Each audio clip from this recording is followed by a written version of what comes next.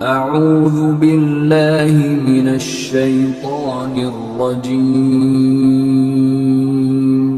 بسم اللہ الرحمن الرحیم۔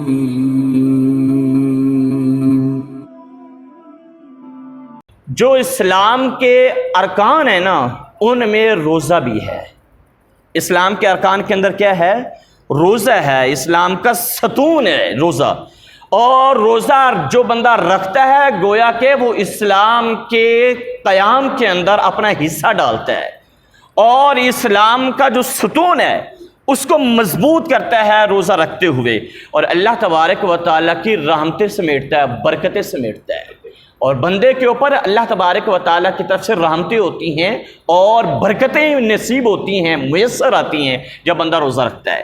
اور رمضان المبارک کے حوالے سے یہ حدیث پاک تو بڑی کمال کی حدیث پاک ہے، بڑی کمال، بہت زبردست حدیث پاک ہے۔ حضرت ابو مسعود غفاری رضی اللہ تعالیٰ عنہ آپ اس حدیث پاک کے راوی ہیں۔ میرے کریم آقا علیہ السلام نے اس حدیث پاک کے ذریعے سے رمضان المبارک کی جو فضیلت ہے نا اس کی انتہا ہو گئی ہے۔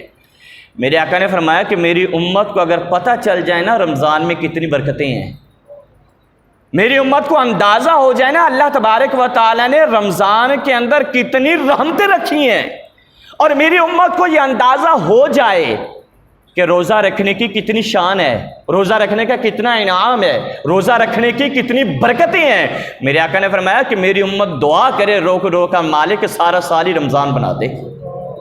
سارا سال کیا کر دے؟ ایک مہینہ تو نے رمضان کیوں بنایا مالک؟ اتنی برکتیں، اتنی رحمتیں اور اتنی اللہ تبارک و تعالیٰ کی عنایتیں ہیں بندے کے اوپر کہ سارا سال تو نے رمضان کیوں نہیں بنایا؟ میری امت اللہ کی بارگاہ میں رو رو کر یہ دعا کرے، مالک ایک مہینہ رمضان دیا ہے، سارا سال رمضان کیوں نہیں دیا تم نے؟